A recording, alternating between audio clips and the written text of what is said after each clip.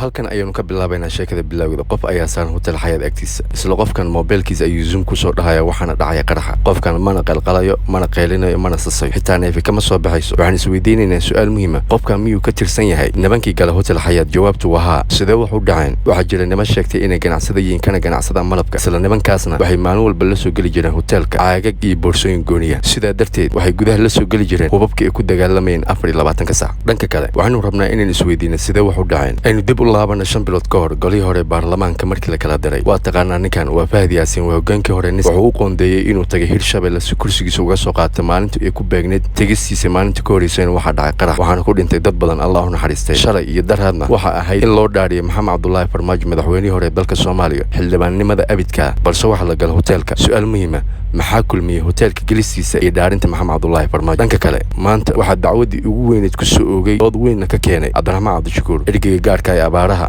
oo ah qof u haya howl weyn xukuumadda maanta joogta kana tirsan golaha baarlamaanka. la daawo meel oo ku qiray dembigii oo geystay iyo faldambiyeedkii oo geystana ma hayo. haddii marka dadka Soomaaliyeed ay ku qanacsan yihiin, waa ogahay dadku waa qabaa'il, qofuu taageersan yahay.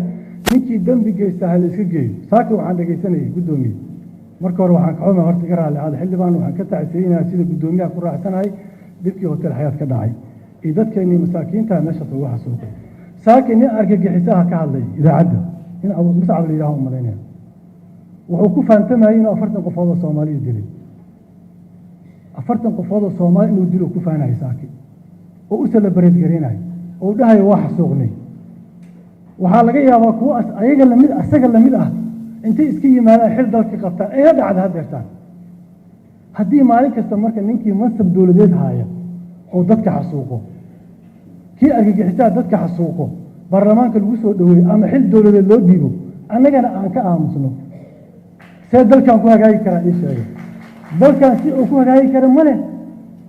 dalkan wuxuu u baahan in laysla xisaabtamo.